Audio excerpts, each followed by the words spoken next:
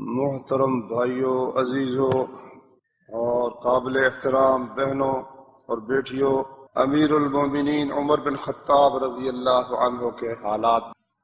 امیر المومنین عمر بن خطاب رضی اللہ عنہ اللہ کے اس فرمان کی مکمل تصویر تھے کہ اللہ کی نافرمانی پر نہایت سخت اور اللہ کی فرما برداری کرنے والوں کے ساتھ نہایت ہی نرم دل اور بے حد محبت کرنے والے۔ اللہ تعالیٰ انسانوں کو تیار کرتا رہتا ہے، ان کے خواب و خیال میں بھی نہیں ہوتا کہ اللہ تعالیٰ نے ہم سے کیا کام لینا ہے، مگر ان کو جس طرح اللہ نے موسیٰ علیہ السلام سے فرمایا وَاصْطَنَعْتُكَ لِنَفْسِي، اے موسیٰ میں نے تجھے اپنے لیے خاص طور پر تیار کیا۔ کس طرح؟ ان کو یعنی پانی میں صندوق میں ڈال کر پھینکا گیا، فرعون کے گھر میں پرورش ہوئی کہ کسی قوم کی سربراہی کے لیے جن علوم و فنون کی ضرورت ہے وہ اس وقت کے حکمران کے گھر میں بیٹے کی حیثیت سے ان کو سکھایا جائے، لکھنا پڑھنا سب کچھ۔ موسیٰ علیہ السلام یعنی ابتدا سے پھر ہجرت کا معاملہ، ہاں جی، اور پھر ایک پردیس میں جا کر بکریاں چروائیں 10 سال اللہ نے کہ یہ بکریوں جیسی جو مخلوق ہے یہ ایسی عجیب ہے کہ ذرا سختی کرو تو مر جاتی ہے اور نرمی کرو تو بکھر جاتی ہے۔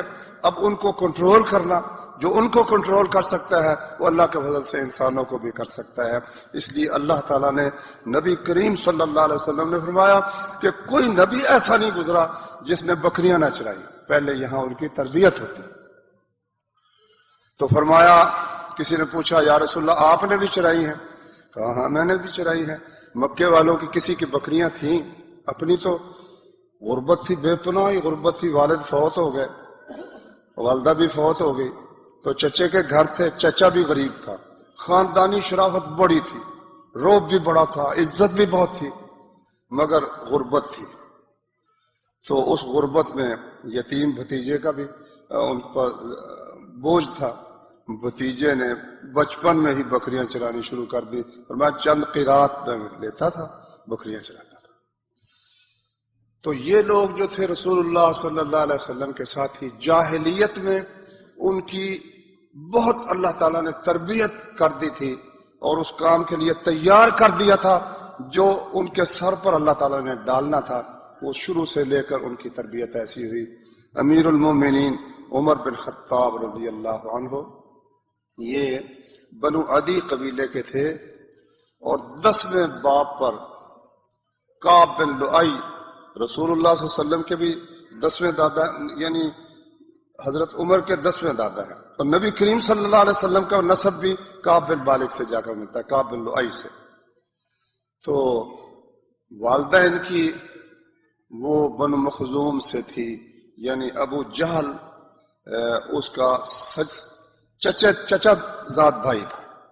بعض تو کہتے ہیں کہ ابو جہل ماموں تھا، سگا ماموں نہیں تھا، یعنی حضرت عمر کی والدہ اور جو ہے وہ چچا ذات بہن تھی ابو جہل کی، یہ رشتہ ان کے ساتھ بھی تھا، ابو جہل کے ساتھ۔ خالد بن ولید بھی بنو مخزوم سے تھے، ان کے ساتھ بھی رشتہ تھا جناب امیر المومنین عمر بن خطاب کا۔ بہرحال قریش سے کوئی نہ کوئی کہیں نہ کہیں کچھ ان کا تعلق بنتا تھا، جیسے کہ رسول اللہ صلی اللہ علیہ وسلم کا ہر خاندان سے کوئی نہ کوئی تعلق تھا۔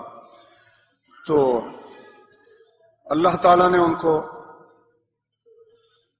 بڑا قد عطا کیا تھا۔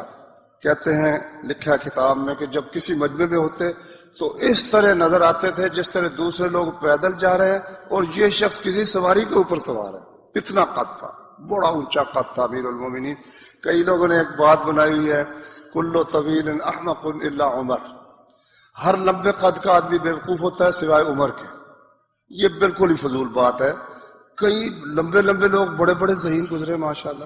قیس بن سعد تھے، اتنا قد تھا اس کا، صحابی رسول ہیں، جھنڈا نبی صلی اللہ علیہ وسلم کا ان کے ہاتھ میں ہوتا تھا، بڑا قد تھا، اتنا قد تھا اس کا کہ ایک دفعہ رومیوں کے بادشاہ نے ایک اپنا بہت لمبا آدمی بھیجا کہ لو جی اس کے مقابلے کا کوئی بندہ ہے تو لاؤ۔ امیر معاویہ کا زمانہ تھا، انہوں نے پیغام بھیجا قیس کو، بھائی تم یہاں آؤ۔ وہ آ گئے، ہاں جی کیا بات ہے؟ کہتے ہیں یہ انہوں نے لمبا آدمی بھیجا ہے مقابلے کے لیے. تو مجلس میں ہی اس نے اپنی قمیص اتاری. قمیص اتار کر کہا لو پہنو اس کو. اس نے پہنی تو وہ قمیص اس کے پاؤں کو جا لگی. پھر اس نے کچھ شعر کہے. اس نے کہا کہ میں مجلس میں میرا ضمیر برداشت نہیں کرتا کہ میں قمیص اتار کر جسم ننگا کروں، لیکن میں نے اس لیے سب کے سامنے قمیص اتاری کہ کوئی یہ نہ کہے کہ یہ قمیص عاد قبیلے کے کسی آدمی کی گھر میں پڑی ہوئی تھی اور وہ اس نے بھیج دی ہے. اس لیے میں نے سب کے سامنے اپنی قمیص اتار کر لوگوں کے سامنے مقابلہ کیا. بڑے بہت ذہین بھی تھے، عقل مند بھی تھے. کوئی ایک گزرا ہے، بے شمار لوگ ایسے گزرے ہیں. حضرت عباس کا قد بڑا تھا. جب وہ گھوڑے پر بیٹھتے تھے ٹانگیں نیچے لگتی تھی. حضرت عباس رضی اللہ عنہ بڑے گزرے ہیں ماشاءاللہ. تو بہرحال سر کے بال کو تھوڑے سے آگے سے اڑے ہوئے تھے. رنگ گندمی تھا. ایک روایت میں یہ بھی ہے کہ سفید تھا، لیکن جو زیادہ صحیح ہے وہ یہ گندمی رنگ تھا. خوبصورت شکل، نقش بہت خوبصورت تھے حضرت عمر رضی اللہ عنہ. اور مونچھیں وہ یہاں جو ہے نا مونچھوں کے کنارے پر مونچھیں رکھی ہوئی تھی. جب غصہ آتا نا تو ان کو مروڑتے تھے. غصہ آتا تھا پھونکے بھی چوں بھی کرتے تھے. جب غصہ آتا تھا تو پھر بڑا ہی غصہ آتا تھا. اتنا غصہ پھر کہتے ہیں ایک دفعہ اللہ اکبر حجامت کراتے تھے نا، تو حجامت جس دائی سے کراتے تھے ایک دفعہ نا کھنگورا مارا. وہ اتنا ڈر گیا کہ اس کی آواز نکل گئی. ایسا روب تھا اس کا. ایک دفعہ خبر ملی میں فلاں عورت جو ہے نا، یہ ان کی کتاب ہے سیرت عمر فاروق، دارالسلام والوں نے چھاپی ہے نہایت خوبصورت کر کے. اس کی ایک جلد میں یہاں لایا ہوں. تو اس میں یہ سارے واقعات میں نے پڑھے ہیں. کچھ بخاری مسلم سے بھی جو میں نے پڑھے وہ بھی میں انشاءاللہ بیان کروں گا. تو ان کو خبر ملی کہ اس قسم کے کو اس کے حالات ٹھیک نہیں. تو بندہ بھیجا بھائی امیر المومنین بلاتے ہیں. وہ ایسی ہیبت اس قسم کی تھی کہ اس کو جب یہ خبر ملی نا تو اس کو رستے میں ہی درد شروع ہو گیا اور بچہ پیدا ہو گیا، فوت شدہ. اب اللہ کا خوف بھی دیکھو. ایک طرف اتنا روب اللہ نے دیا، ایک طرف بلا لیا سب کو. کہتے ہیں بھائی دیکھو یہ میرے خوف کی وجہ سے ایسا ہوا ہے، یہ تو میں نے تو قتل نہیں کیا، اب کیا ہونا چاہیے. وہ سب کہنے لگے کہ جی اس میں آپ کا کیا قصور ہے. علی رضی اللہ عنہ نے کہا کہ نہیں، آپ کی ہیبت کی وجہ سے ایسا ہو، آپ کو دیت دینی چاہیے. نے کہا اس نے ٹھیک مشورہ دیا. پھر بیت المال سے اس عورت کی دیت امیر المومنین نے ادا کی. ہر وقت عبداللہ بن عباس ساتھ رہتے تھے. کہتے ہیں ایک دن میں وضو کرا رہا تھا تو 1 سال تک میں سوچتا رہا کہ میں امیر المومنین عمر سے مسئلہ پوچھوں. تو سال کے بعد میں نے وضو کراتے ہوئے موقع پایا تو میں نے کہا کہ جی میں نے آپ ایک مسئلہ پوچھنا ہے. تو کیا مسئلہ ہے؟ وہ جو قرآن میں ذکر ہے کہ وہ 2 عورتیں جنہوں نے رسول اللہ صلی اللہ علیہ وسلم کے خلاف کوئی تدبیر چال چلی تھی، وہ کون تھی؟ اور میں سال ہو گیا آپ سے نہیں پوچھ سکا. کہ افسوس ابن عباس، تجھے جب ضرورت ہو مجھ سے پوچھ لیا کر. پھر وہ قصہ سارا بیان کیا کہ وہ ایک عائشہ تھی اور ایک حفصہ تھی رضی اللہ عنہما. سورہ تحریم میں وہ واقعہ سارا اللہ نے ذکر فرمایا. تو کہتے ہیں میرا والد بڑا سخت گیر تھا. وہ مجھے اس نے اونٹ چرانے پر لگا دیا. اب اونٹ چراتا جب میں تھک کر کبھی بیٹھ جاتا تو مجھے نہایت بے دردی کے ساتھ مارتا. آخر وہ بھی عمر کا باپ تھا تو وہی خصلتیں اس میں بھی موجود تھیں. تو لکڑیاں کٹھی مجھ سے کرواتا اور میں اونٹ بھی چراتا تھا. اپنی خالہ تھی بنو مخزوم سے جس کا میں نے ذکر پہلے بھی کیا. ان کی والدہ بھی بنو مخزوم سے تھیں تو خالہ بھی ان کی بکریاں بھی چراتا تھا. تو وہ مجھے کبھی کوئی کشمش دے دیتی 1 مٹھی، کبھی مجھے کوئی کھجوریں دے دیتی. بس یہ گھر کی حالت یہ تھی. لیکن اس دوران اس اللہ کے بندے نے کچھ لوگ بڑا عالی دماغ لے کر آتے ہیں نا، قدرت کی طرف سے، اللہ کی طرف سے ان کو نہایت عظیم الشان دماغ عطا ہوتا. یہ ان میں سے ایک شخص ہے امیر المومنین عمر بن خطاب رضی اللہ عنہ. نہایت عالی دماغ اللہ کی طرف سے لے کر آئے تھے۔ تو اسی دوران ایسے باپ کی موجودگی میں اب وہ پہلوانی بھی کرتے تھے، شعر شاعری میں بھی، اور تجارت بھی کرتے تھے۔ تجارت کے لیے وہ گرمیوں میں شام کو جاتے تھے، سردیوں میں یمن کو جاتے تھے۔ یہ سارے علاقے جو ہے نا، یمن اور شام اور عراق، یہ سب تجارت کے لیے پامال کیے ہوئے تھے امیر المومنین۔ اس لیے جب فوجیں گئی نا شام میں، تو مدینے میں بیٹھا ہوا امیر المومنین وہ نقشہ پھیلا کے بیٹھا ہوا ہے، اور سب کو حکم یہ ہے کہ جب تک میں آرڈر نہ دوں کسی طرح تم نے آگے نہیں چلنا۔ یہاں سے وہ نقشہ بنا کر، اور وہ کہتے ہیں وہاں سے بھی مشورہ آتا ہے کہ اس طرح کس طرح ہم کریں۔ امیر المومنین یہاں سے بیٹھ کر ان کو بتاتے ہیں کہ آپ اس طرف سے حملہ کریں، اس طرف سے حملہ کریں، اس طرف سے حملہ کریں۔ تو یہی بات، اور لکھنا بھی سیکھ لیا۔ عرب کے لوگوں کو، خصوصاً مکے کے لوگوں کو لکھنا نہیں آتا، امی تھے، ان پڑھ تھے، لیکن ان میں یہ بھی وصف تھا کہ وہ لکھنا پڑھنا بھی جانتے تھے۔ اس لکھنے پڑھنے کی جب خلیفہ بھی بن گیا نا، خلیفہ بنے، تو میں نے پڑھا ہے کہ جب مجاہدین جو گئے ہوتے نا، ان کے خط آتے ہیں۔ ڈاک کا نظام تھا بڑا زبردست، ہر 12 میل کے فاصلے پر ایک چوکی، اس چوکی میں گھوڑے تیار، مدینے سے ڈاک چلی ہے، پھر آگے ہر علاقے کے لوگ وہاں ڈاک پہنچا رہے ہیں۔ تو ایک شاہ سوار گھوڑے پر سوار ہوتا، پوری رفتار کے ساتھ 12 میل اس کو دوڑاتا، اور اگلی چوکی پر پہنچ کر وہ گھوڑا اور وہ جو سوار ہے وہ اتر جاتے ہیں، اگلا گھوڑا بالکل تیار ہے، وہ سارے تھیلے لے کر آگے چل پڑتا ہے۔ اس سے آگے وہ دنوں کا سفر جو تھا وہ گھنٹوں میں طے کر کے پہنچا دیتے تھے۔ اچھا، تو جو خط آتے ہیں نا مجاہدین کے، وہ خود ایک ایک مدینہ شریف میں ایک ایک گھر پہنچاتے ہیں۔ ان کو کہتے بھی اگر تم پڑھ سکتی ہو ٹھیک ہے، ورنہ تم پردے کے پاس آؤ، میں تمہیں پڑھ کر سناتا ہوں۔ پھر جب ڈاک جانی ہوتی نا، پھر ایک ایک کے گھر جاتے ہیں، ان کو کہتے ہیں کہ اگر تم نے جواب لکھ لیا تو دے دو، اگر نہیں لکھا تو میں یہاں باہر کھڑا ہوں، تم مجھے لکھواؤ، میں لکھ کر جواب بھیج دیتا ہوں۔ امیر المومنین ہے، لاکھوں مربع میل کا مالک ہے اللہ کے فضل و کرم سے، لیکن مجاہدین کے لیے اس کی محبت، اس کی رحمت، اس کی شفقت وہ اس قدر ہے۔ طلحہ کہتے ہیں کہ ایک رات میں نے آدھی رات دیکھا تو عمر ایک گھر کے اندر جا رہا ہے۔ میں نے کہا ہے گڑبڑ، کوئی نہ کوئی خرابی ہے، آدھی رات اٹھا ہے اللہ کا بندہ اور ایک گھر کے اندر بغیر اجازت چلا گیا ہے، کوئی خرابی ضرور ہے۔ صبح گیا، چلے گئے امیر المومنین نکل کر، میں صبح گیا، میں نے وہاں دیکھا کہ کون ہے، خیال تو یہی تھا کہ کوئی خرابی ہوگی۔ ایک بوڑھی عورت بیٹھی تھی، میں نے کہا بی بی یہ کون ہے، یہ کیوں آتے ہیں تیرے پاس؟ نے کہا جی آتے ہیں، آ کر میری ضرورتیں مجھے دے جاتے ہیں اور روز میرے گھر کی صفائی کر جاتے ہیں۔ صفائی کر جاتا ہے امیر المومنین عمر بن خطاب رضی اللہ عنہ۔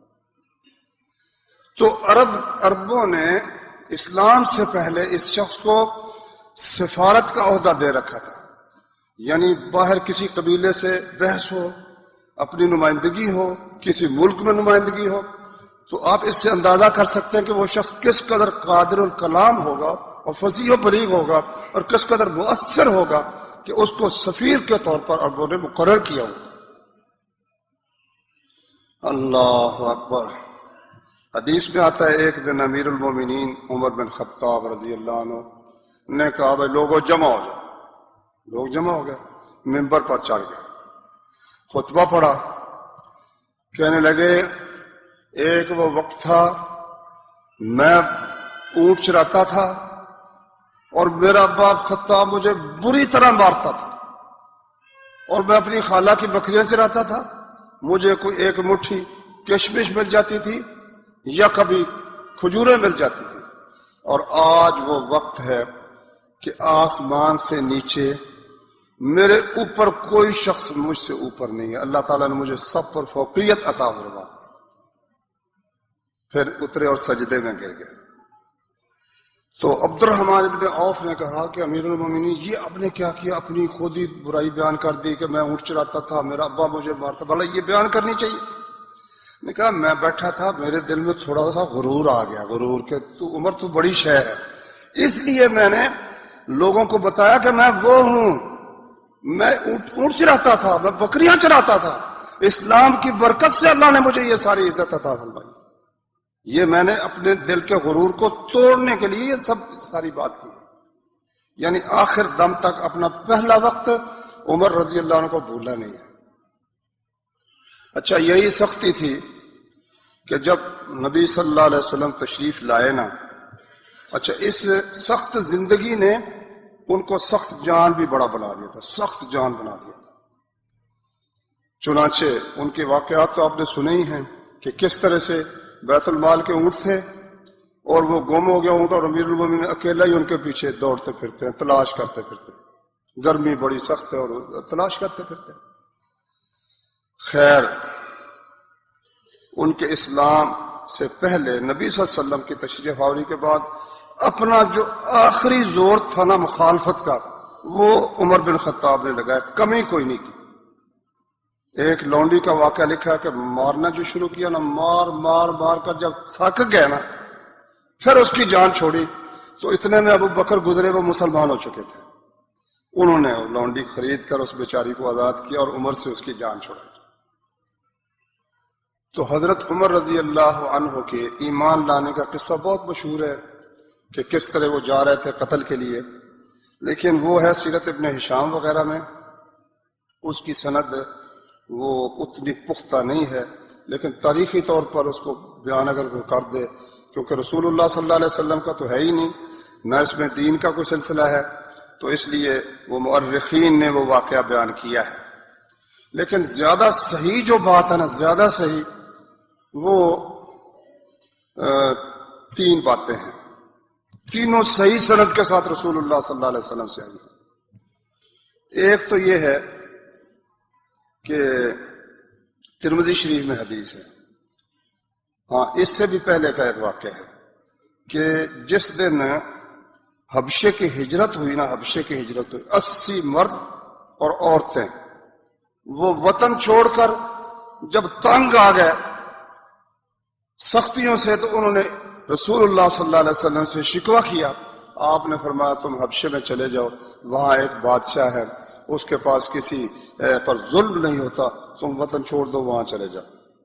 تو عامر بن ربیعہ رضی اللہ عنہ کی بیوی ہے ام عبداللہ، عامر کی کنیت ابو عبداللہ تھی.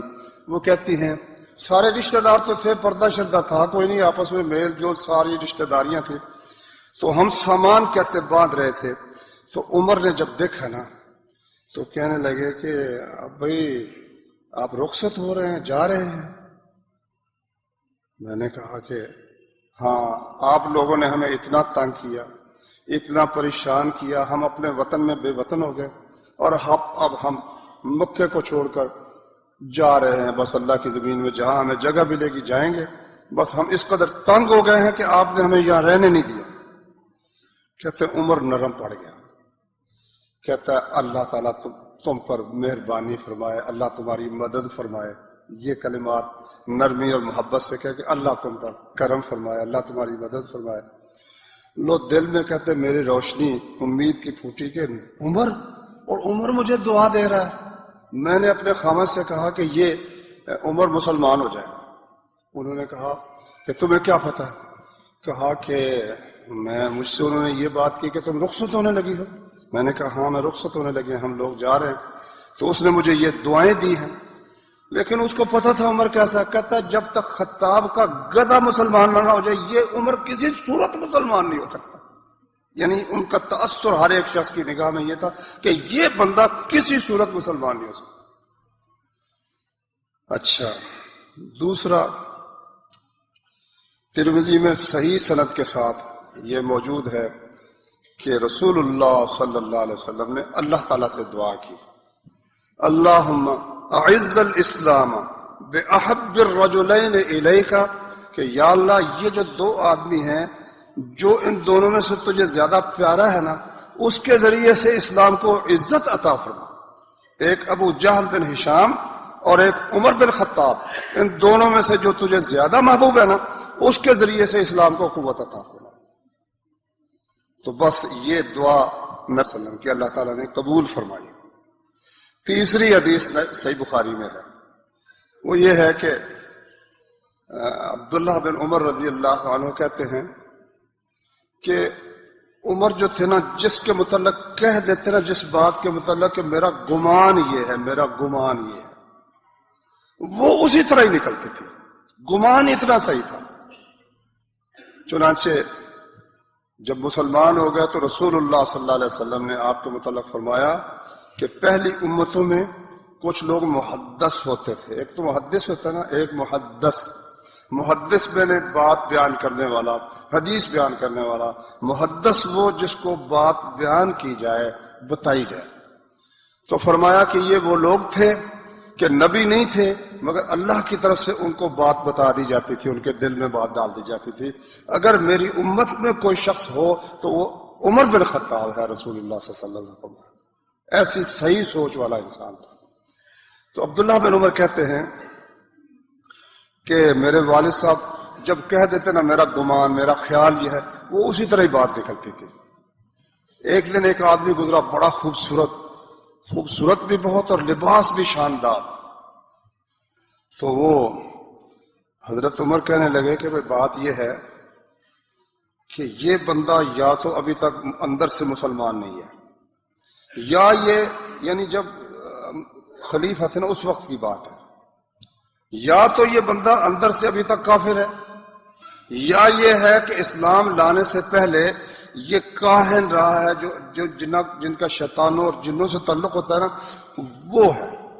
اس کو بلایا. یہ صحیح بخاری میں واقعہ موجود ہے. تو اس سے کہا بھائی یہ دو باتیں ہیں، یا تو ابھی تک تم اندر سے مسلمان نہیں ہو، کافر ہو، یا پھر اسلام سے پہلے تم کاہن رہے ہو. انہوں نے کہا جی دیکھو یہ کوئی بات ہے، میں مسلمان ہوں، میرے متعلق اس قسم کا خیال کیا جاتا ہے. آج تک کسی نے مجھ سے یہ بات، اس قسم کی گفتگو نہیں کی جس قسم کی گفتگو آپ نے مجھ سے کی.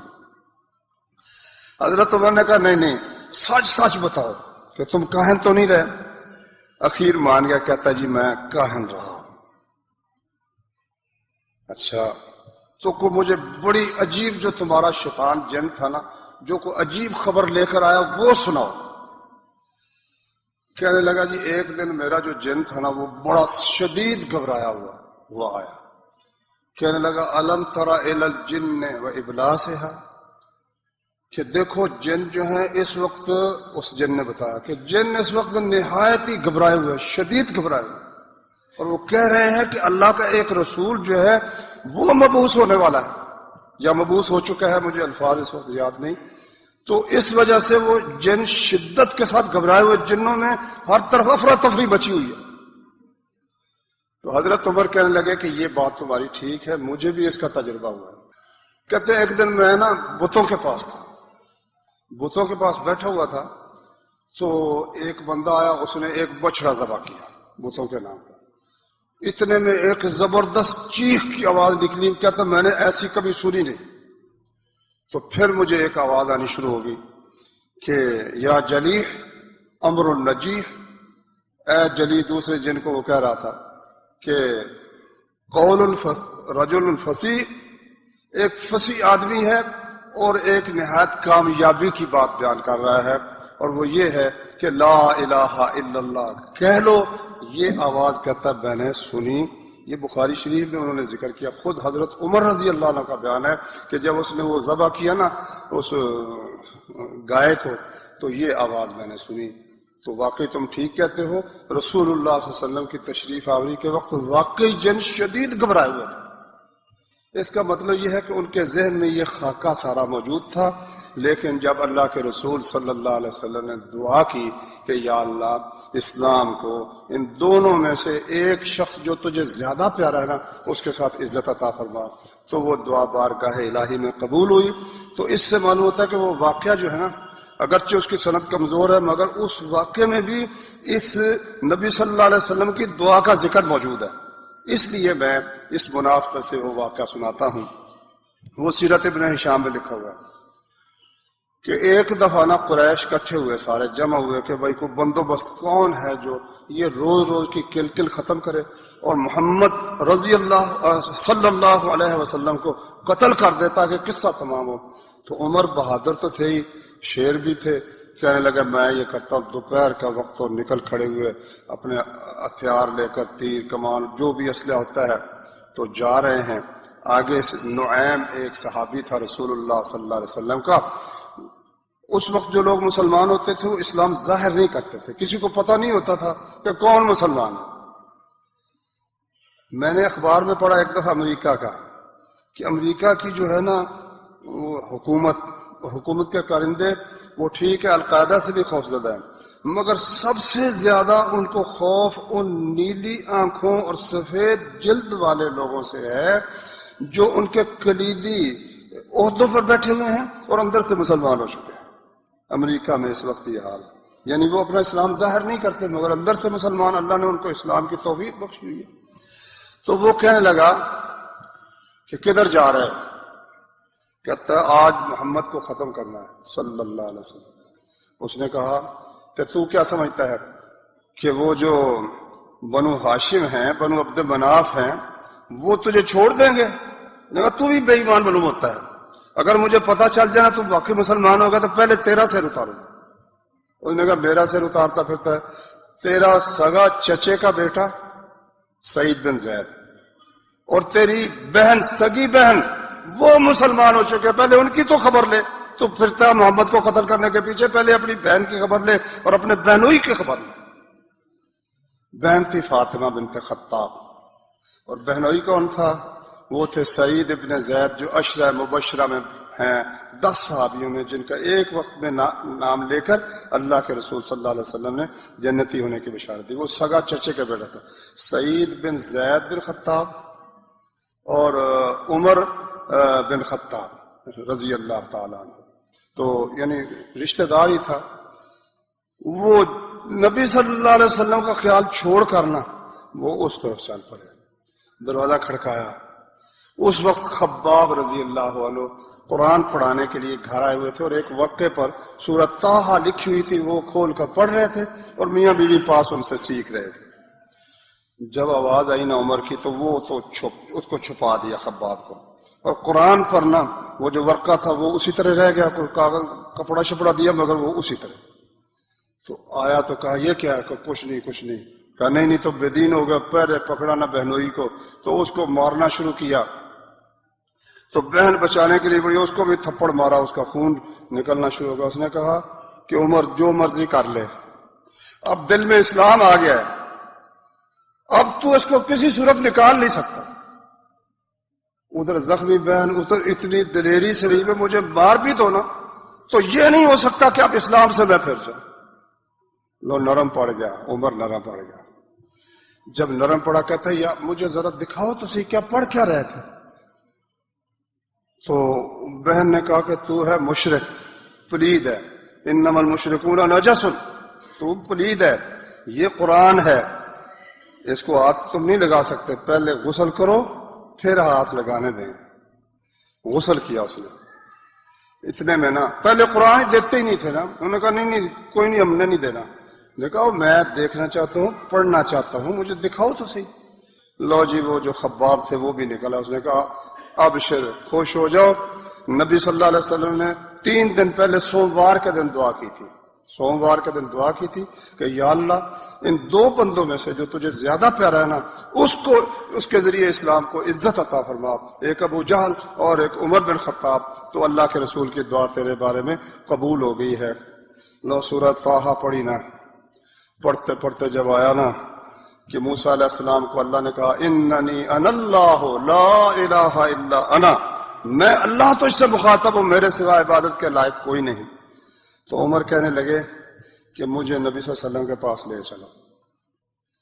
اب وہ ڈرے ہوئے تھے بہت تھے, انہوں نے کہا نہیں وہاں نہیں جانا. اس نے کہا میں قائل ہو گیا ہوں, مجھے لے چلو. لو جی وہ ہمارے خطیب تو پھر اس کو بڑھاتے بھی ہیں, کہتے پھر فاطمہ نے گلے میں ڈالا ایک صافہ اور اس کو پکڑ کر, یہ آگے تھوڑا سا مثالہ بھی ہے. بہرحال وہ لے کر چلے گئے. تو نبی کریم صلی اللہ علیہ وسلم چھپے ہوئے تھے دار ارقم میں, مسلمانوں کے سوا کسی کو خبر نہیں تھی کہ وہ کہاں ہوتے ہیں. تو وہاں لے گئے, دروازہ کھڑکا. 3 دن پہلے حضرت حمزہ مسلمان ہوئے تھے, 3 دن پہلے, حضرت عمر سے 3 دن پہلے مسلمان ہوئے تھے. دروازہ کھڑکایا تو جب انہوں نے دیکھا تو عمر ہے، سارے شدید خوف زدہ ہو گئے کہ پتہ نہیں کیا بنے گا، ہتھیار مکمل لگائے ہوئے ہیں، تیر کمان بھی ہے، نیزہ بھی ہے، تلوار بھی ہے۔ تو ایک دن عمر آیا، عمر آیا، عمر آیا۔ حمزہ بھی شیر تھا، اللہ کے رسول صلی اللہ علیہ وسلم نے یہ اسد اللہ، اللہ کا شیر ہے۔ اس نے کہا تو عمر آیا تو ہو کیا گیا، اگر انسان بن کر آئے گا تو ٹھیک ہے، مسلمان ہوگا تو، ورنہ اسی کی تلوار سے ہم اس کا سر اتار دیں گے، آنے دو اس کو۔ لو جی، دو بندوں نے پکڑ لیا، جب داخل ہونے لگے نا تو بازو سے پکڑ لیا تاکہ کوئی حرکت نہ کرے۔ نبی صلی اللہ علیہ وسلم نے یہاں سے پکڑ کر جھنجھوڑا، کہا خطاب کے بیٹے تو مسلمان ہوتا ہے کہ وہ اس عذاب کا منتظر ہے جو پہلے لوگوں پر آیا کہ تجھ پر وہ عذاب اترے؟ کہتا جی میں مسلمان ہونے کے لیے آیا ہوں۔ لو جی، آپ نے کہا اللہ اکبر، اور سب مسلمانوں نے اللہ اکبر کہا۔ وہ کب تک آواز اس تکبیر کی وہ کتابوں میں لکھا پہنچ گئے، مسلمان ہو گئے۔ مسلمان ہو کر کہنے لگے یا رسول اللہ ہم حق پر نہیں ہیں؟ اور بالکل حق پر ہے، اذا حییتم و اذا متم، اگر زندہ ہو تب بھی حق پر ہو، فوت ہو جو تب بھی تم حق پر ہو۔ کہ پھر چھپنا کیوں؟ جب حق پر ہے تو چھپنے کا کیا مطلب ہے؟ چلو چل کر سب کے سامنے نماز پڑھتے۔ لو جی نکلے، ایک صف میں تھے حضرت حمزہ، ایک میں حضرت عمر۔ معلوم ہوتا ہے یہ 2-3 دن بعد کی بات ہے، مسلمان ہونے کے بعد 1-2 اور بھی ان کے مار کے موجود ہیں۔ وہ یہ کہ مسلمان ہو گئے، اب کسی کو کیا پتہ مسلمان ہو گیا؟ کہتے میری خواہش یہ تھی کہ میں نے دیکھا جو مسلمان ہے کسی کو مارا جا رہا ہے، کسی کو پیٹا جا رہا ہے، تو میں بالکل آرام سے ہوں۔ تو میں سب سے پہلے گیا اپنے ماموں کے گھر، ابو جہل، دروازہ کھڑکایا، وہ نکلا، ہاں کیا بات ہے بھائی؟ میں مسلمان ہو گیا ہوں۔ نے کہا واقعی؟ کہا بالکل۔ کہا نہیں یہ ٹھیک نہیں کیا تم نے۔ کہا کہ ٹھیک کیوں نہیں کیا؟ ٹھیک کیا نا۔ کہتا کہ اچھا تم، اس نے دروازہ بند کے پیچھے چلا گیا، واپس چلا گیا، کچھ نہیں کہا۔ پھر ایک اور سردار تھا، اس کا جب ہوا کھڑکایا دروازہ، وہ نکلا، میں مسلمان ہو گیا ہوں۔ اس نے کہا واقعی؟ واقعی۔ کہتا ہے ایسا تجھے نہیں کرنا چاہیے تھا۔ اس نے بھی دروازہ بند کر لیا، پیچھے ہٹ گیا۔ اچھا، میں نے کہا بھائی اب لوگوں کو کیسے پہنچو؟ میڈیا کا بڑا، اب تو میڈیا جس کو اٹھا لیتا ہے۔ اس وقت کا میڈیا تلاش کیا عمر نے کہ میڈیا اس وقت کون ہے، سب سے زیادہ جو بات پھیلاتا ہے نا وہ کون ہے؟ انہوں نے کہا جمیل ایک شخص ہے، اس کو جو بات مل جاتی پھر وہ بڑی پھیلاتا ہے۔ اس نے اس کو بلا کر کان میں کہا جمیل ہے میں مسلمان ہو گیا ہوں۔ وہ سیدھا ہی گیا کعبہ شریف میں، مجلسیں لگی ہوئی تھی قریش کی، اور اس نے کہا خطاب کا بیٹا بے دین ہو گیا ہے، بے ایمان ہو گیا ہے۔ لو جی لوگ، میں نے کہا بے ایمان، میں مسلمان ہو گیا ہوں، تو کہتا بے دین ہو گیا، میں مسلمان ہوں۔ مگر کون سنتا تھا؟ لوگ کٹھے ہو کر انہوں نے حملہ کیا نا، مارنے لگے تو عتبہ بن ربیعہ کہتا میں نے پکڑ کر نیچے لٹا لیا اور اس کی آنکھوں میں دونوں انگلیاں چبھو دیا، وہ چاں چاں کرتا، سارے پیچھے ہٹ گئے، ایک بھی پیچھے، دوسرا بھی پیچھے۔ تو اس کو انہوں نے مجھ سے چھڑا لیا۔ اب جو آگے بڑھنا شروع کرتا نا دوسرا روگا ٹھہر جا کے مرنا ہی ہے جا کے۔ لو جی کہتا ہے پھر وہ مجھے مارتے رہے، میں ان کو مارتا رہا شام تک۔ تھکا کر کہتا میں بیٹھ گیا۔ میں نے کہا اچھا جو مرضی تمہاری کر لو۔ عبداللہ بن عمر کہتے ان کے بیٹے کہ میں چھت پر کھڑا تھا، میں یہ سارا منظر دیکھ رہا تھا، تو ساری خلقت بے شمار، اتنے میں ایک آدمی آیا، ریشمی اس نے لباس پہنا ہوا تھا اور بوٹے نکلے ہوئے تھے نقش و نگار اور بڑا خوبصورت اور معزز۔ میں نے کہا کیا ہوا ہے، کیا بات، کیوں کٹھے ہوئے؟ کہہ رہا خطاب کا بیٹا بے دین ہو گیا۔ تمہیں کیا ہے، جاؤ نکل جاؤ، کوئی اس کو کچھ نہ، خبردار کوئی نہ کہے۔ کہتے ہیں جس طرح بادل پھٹتا نا اس طرح سب لوگ چھوڑ کے نکل گئے۔ میں نے پھر ابا سے پوچھا بھائی یہ کون تھا؟ انہوں نے کہا یہ عاص بن وائل تھا، عاص بن وائل۔ یہ یعنی آپ نے سنے ہوں گے عمر بن عاص مصر کے فاتح، عمر بن عاص ان کے والد تھے عاص بن وائل، کافر تھا۔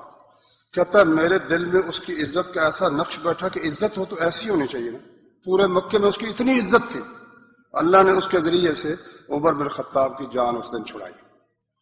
پھر وہ واقعہ ہوا کہ کہا یا رسول اللہ چلو نماز پڑھیں۔ بخاری شریف میں ہے، عبداللہ بن مسعود کہتے ہیں کہ عمر کا اسلام لانا ہمارے لیے عزت کا باعث تھا، جس دن سے وہ اسلام لایا پھر دن بدن اسلام کی عزت بڑھتی ہی چلی گئی، بڑھتی ہی چلی گئی۔ 2 لائنوں میں کہتے ہیں ہم مسجد میں آ کر نماز نہیں پڑھ سکتے تھے، انہوں نے کہا یہ چھپنے والی بات کوئی نہیں، چلو لکھ لو۔ 2 صفوں میں، ایک میں حمزہ تھے سید الشہداء، نبی صلی اللہ علیہ وسلم نے حمزہ کو سید الشہداء کہا ہے۔